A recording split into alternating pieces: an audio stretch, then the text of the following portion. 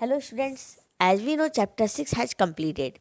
So today in this video I am going to start next chapter which is chapter 7 cyber safety. So let's start. As we know the internet is a vast storage of information. Most of information is freely available to the users. In such scenario, misuse of information through the internet is a real threat. जैसा कि हम जानते हैं कि internet क्या है, एक storage vast storage of information. यहाँ पे बहुत सारे इंफॉर्मेशन होता है जो अवेलेबल होता है और बहुत सारे ऐसे भी इंफॉर्मेशन होते हैं जो फ्रीली अवेलेबल होते हैं यूजर्स के लिए, जिन्हें यूजर आसानी से फ्रीली एक्सेस कर पाते हैं। ऐसे केसेस में क्या होता है, आपका मिसयूज ऑफ इंफॉर्मेशन इंफॉर्मेशन का मिसयूज होना बहुत स्वाभाविक होता है। The internet has many positives but they are hidden dangers lurking on it as well. तो इसमें इंटरनेट में कुछ अच्छी चीज़ें हैं तो बहुत सारी इसमें कुछ गलत खामियां भी होती हैं और कुछ परेशानियां भी इंटरनेट की वजह से हो जाती हैं। We may get a lot of benefit from the internet without any risk if we search and visit the if we surf and visit trustworthy links with awareness. Internet के से हमें बहुत सारी बेनिफिट्स मिल सकती हैं बिना किसी मुश्किल के, अगर हम अच्छे एक ट्रस्टवर्दी और सही लिंक को विजिट करते हैं और एक्सेस करते हैं अवेयरनेस के साथ। It is a good to be techno savvy but it is equally important to be safe online. ये अच्छी बात है कि आप टेक्नोलॉजी से बहुत ज़्यादा अटैच हो, आपको इंटरनेट यूज करना अच्छा लगता है, ये सब अच्छी बात है। बट ये भी बहुत ज़रूरी है कि आपको इंटरनेट पे सेफ होना है, ऑनलाइन आपको सेफ सर्फिंग करनी है। In this chapter, we will learn about the possible threats to our computer and how to protect our personal information from these threats. So let's start. So now moving to the next topic, which is cyber safety. What is cyber safety? You must have seen your parents visit the bank to operate the locker. What purpose does the locker serve? Your mother keeps her jewelry and valuables in the lockers. Your father keeps important and confidential documents in the locker. The locker provides a safe and secure environment for the belongings. तो आप अक्सर देखते हो कि आपके parents bank visit करते हैं, अक्सर जाते होंगे, तो आप यहाँ क्या देखते हो कि वहाँ जो लॉकर होता है उसमें आपकी जो मदर होती है, आपकी माँ, उसमें अपनी ज्वेलरी सेफ रखती हैं, या फिर आपके पापा वहाँ पे कैश या बहुत सारी इंफॉर्मेशन होती है जो सिक्योर और सेफ रखते हैं।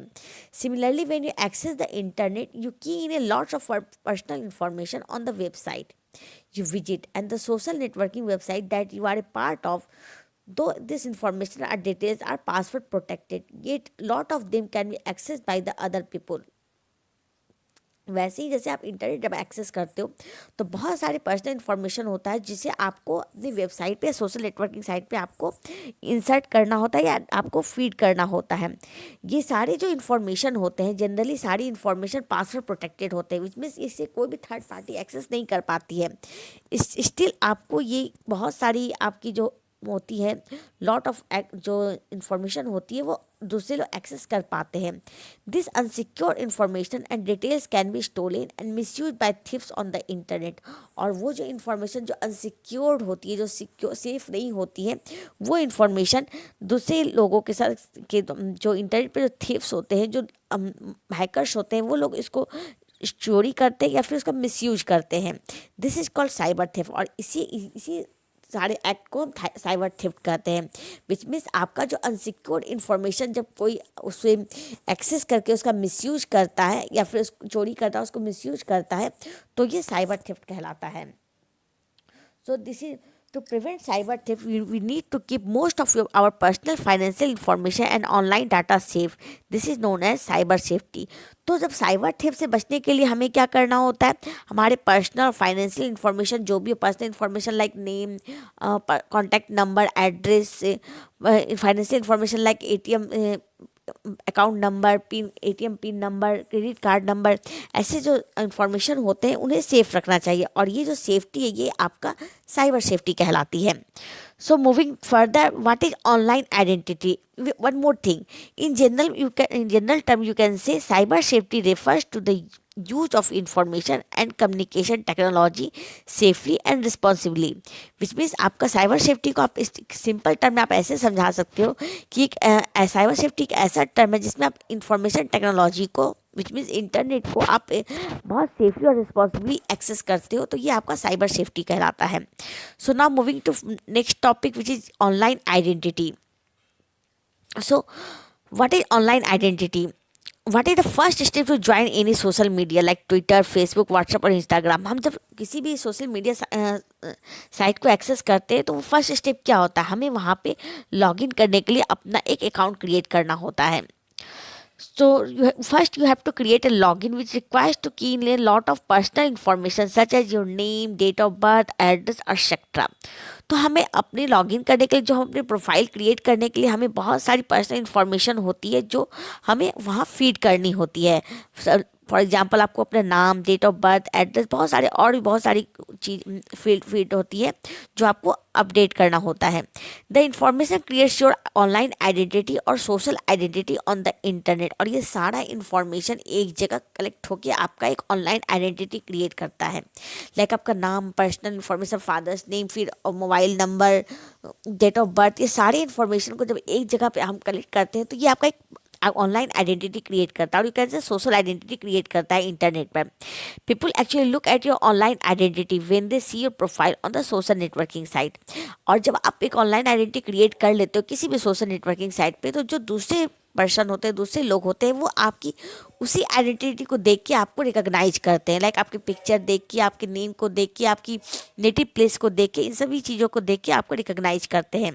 Remember you have to be very careful so as to what at with whom you are exchanging the information online. और आपको इसीलिए आपको ये बहुत केयरफुल होना होगा जब आप अपने पर्सनल इन्फॉर्मेशन या फिर अपनी ऑनलाइन आइडेंटिटी किसी के साथ शेयर करते हो तो। So this is about online identity. Now come to the next topic which is identity theft. So what is identity theft? When someone else uses your online identity to create fraudulent messages or commit crimes, it is known as identity theft.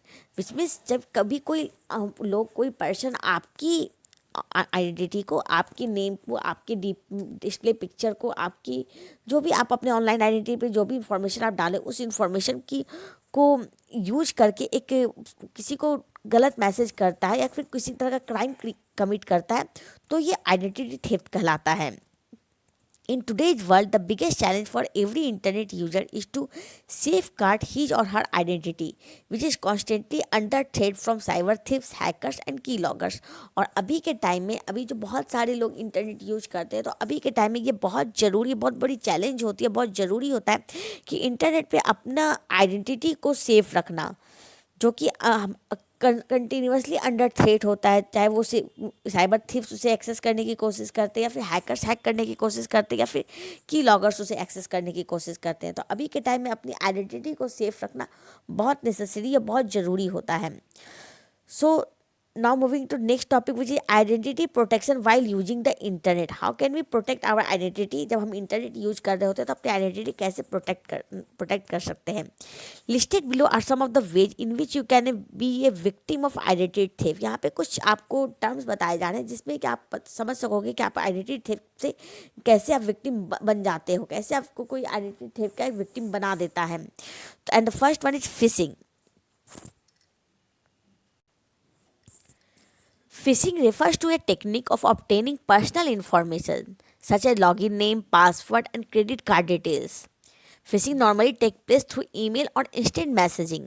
तो phishing का क्या मतलब होता है? ये एक technique होता है जिससे आपका पर्सनल इन्फॉर्मेशन को एक्सेस किया जाता है, जैसे login name, password, credit card detail, इस तरह की जो भी पर्सनल इन्फॉर्मेशन होती है, इनको एक्सेस करने का एक तरीका होता है जिसे हम फिशिंग बोलते हैं।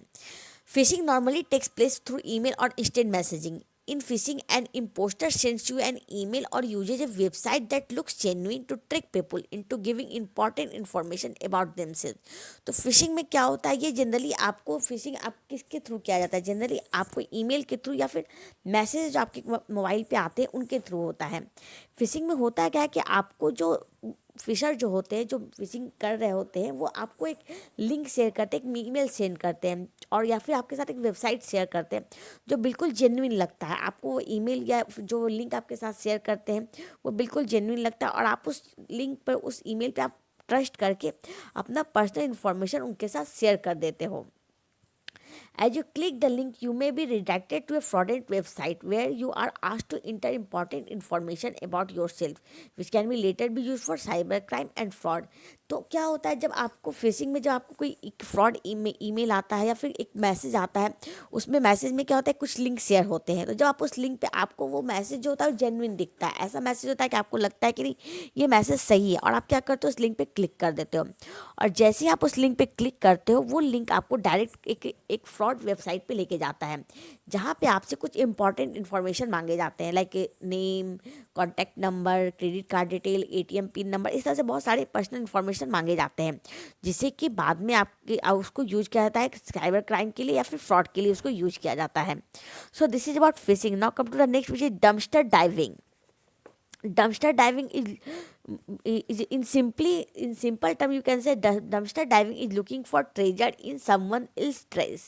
आप अगर सिंपल में वर्ड में समझोगे तो डंपस्टर डाइविंग जो है ये इस तरह से कि इसमें एक उन ट्रेजर को सर्च करना होता है जो किसी दूसरे के लिए ट्रेस होते हैं, मतलब किसी के लिए जो कचरा होता है, जो किसी का कोई यूजलेस होता है, जो चीज़ें ऐसे चीज़ों में कुछ अच्छी चीज़ें ढूंढना डंपस्टर डाइविंग होता है।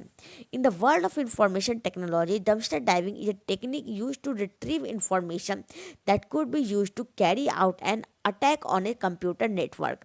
तो अभी क्या है, इंफॉर्मेशन टेक्नोलॉजी के टाइम में क्या है कि बहुत सारा ऐसा ये डंपस्टर डाइविंग टेक्निक ऐसा है किसी भी इंफॉर्मेशन को रिट्रीव करने का। तो इसमें होता क्या है कि पर्सनल इंफॉर्मेशन को रिट्रीव करने का एक तरीका होता है। Cyber thief search your trash to get information about your bills, credit card and other personal information like codes और password which they can use to carry out an attack on a computer network. तो होता क्या है कि cyber crime जो करते जो cyber thieves होते हैं वो आपके ट्रेस को, आपके यूजलेस चीज़ों को सर्च करते हैं, जिसमें से उन्हें कुछ उनके उनके यूज की चीज़ें मिल जाती है और फिर बाद में उसे वो यूज करते हैं। फॉर एग्जांपल आपका बिल हो गया, बिल हो गया, या फिर आपका क्रेडिट कार्ड डिटेल्स हो गया, या फिर आप जैसे कोई कभी कभी ऑनलाइन शॉपिंग करते हो और ऑनलाइन शॉपिंग के जो बॉक्सेज आते हैं जो आपको सामान डिलीवर होता है, उस बॉक्स में आपका पूरा एड्रेस, कॉन्टैक्ट नंबर, सारा कुछ इन्फॉर्मेशन रहता है। और आप क्या करते हो, अपना प्रोडक्ट आप निकाल के उस डब्बे को कचरे में फेंक देते हो। तो वो डब्बा आपके लिए कचरा होता है, बट जो साइबर थीव्स होते हैं उनके लिए वो बहुत बड़ा ट्रेजर होता है, क्योंकि वो उस इंफॉर्मेशन को वो अपने लिए, अपने फ़ायदे के लिए यूज करते हैं further. So this is about dumpster diving. Now come to the next, which is shoulder surfing. Shoulder surfing occurs when someone watches over your shoulder to nab valuable information such as your password, ATM pin, credit card number as you key it into an electronic devices।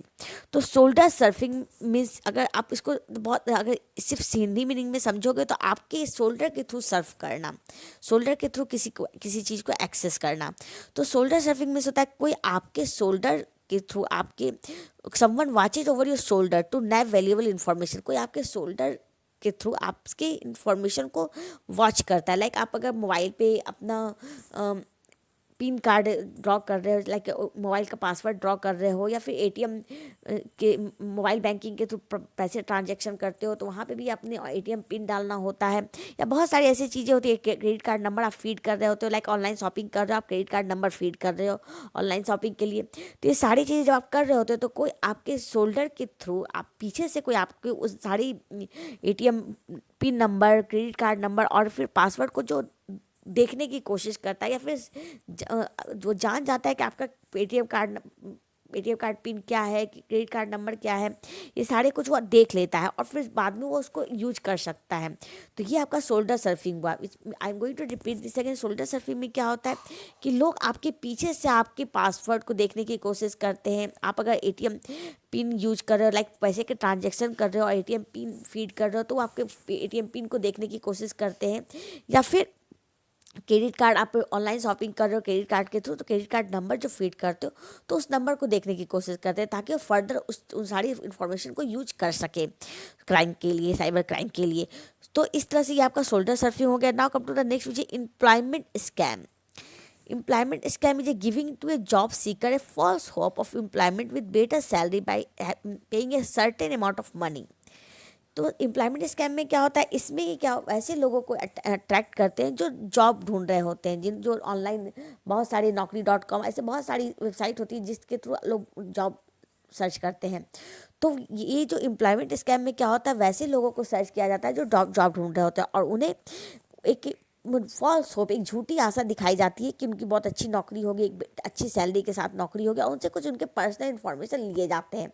Like अगर आप कभी नौकरी के लिए, अगर कोई job के लिए जाता है तो उनसे जब उनका इंटरव्यू होता है तो उसके बारे में बहुत सारी चीज़ें पूछी जाती है। लाइक आपका कॉन्टैक्ट नंबर या पर्सनल इन्फॉर्मेशन, बहुत सारी चीज़ें, फैमिली से रिलेटेड बहुत सारी चीज़ें होती है जो पूछी जाती है। सेम आपका एम्प्लॉयमेंट स्कैम में क्या होता है, ये आपको ऐसा प्रिटेंड करते हैं कि आपको एक अच्छी जॉब प्रोवाइड करेंगे जिसमें बहुत अच्छी सैलरी होगी, और इसमें ये आपसे बहुत सारी पर्सनल इन्फॉर्मेशन आपसे मांगते हैं, बहुत सारी चीज़ें आपसे पूछते हैं, और ये सारी जो इन्फॉर्मेशन होता है वो फर्दर साइबर क्राइम के लिए वो यूज करते हैं। So now moving to the next, which is pretexting. It is a practice of obtaining a personal information using a fake name or fake company and then selling that information to people who use it to steal that personal online identity. तो pre texting का मतलब क्या होता है, यहाँ पे क्या होता है, ये एक तरह का एक ऐसा तरीका है, इसमें लोग पर्सनल इंफॉर्मेशन को एक्सेस करना चाहते हैं, चोरी निकालना चाहते हैं जिसमें, और पर्सनल इन्फॉर्मेशन निकालने के लिए वो फेक नेम यूज करते हैं, फेक कंपनी का नाम यूज करते हैं, और फिर उस पर्सनल इन्फॉर्मेशन को वो ऐसे लोगों को सेल करते हैं जिन्हें उनकी चीज़ ज़रूरत होती है साइबर क्राइम के लिए। तो फॉर एग्जांपल, जैसे आपको ऐसा कॉल आएगा कि लाइक आप ये इस तरह से कुछ लॉटरी वगैरह कि आप जीत चुके हो, आपको अपना कॉन्टैक्ट नंबर और एड्रेस बताना है ताकि हम आपकी जीती हुई जो भी मनी है उसको आपके तक पहुंचा सके। इस तरह से आपको कोई कॉल आता है या फिर कोई मैसेज आता है, मतलब एक फेक नेम से या फेक कंपनी के नेम से आपको इस तरह से कोई कॉल आता है या फिर मैसेज आता है, आप क्या करते हो, आपको लगता है ओ सच में आप ऐसा कुछ जीते हो, और आप अपना पूरा इन्फॉर्मेशन, कॉन्टैक्ट नंबर, एड्रेस वगैरह सारा कुछ इन्फॉर्मेशन आप दे देते हो, और बाद में ये इन्फॉर्मेशन उन वैसे लोगों को बेचा जाता है जो आपकी इन्फॉर्मेशन को यूज करते हैं और कुछ साइबर क्राइम या फिर स्पैमिंग के लिए यूज करते हैं, फर्दर स्पैमिंग के लिए या फिर साइबर क्राइम के लिए यूज करते हैं, वैसे लोगों को ये इन्फॉर्मेशन भेज दिया जाता है। So this is about pre texting. So student, that's all for today. I hope you have understood all those topics which I have discussed today. Remaining topics of chapter 7 will be discussed in next video. Thank you.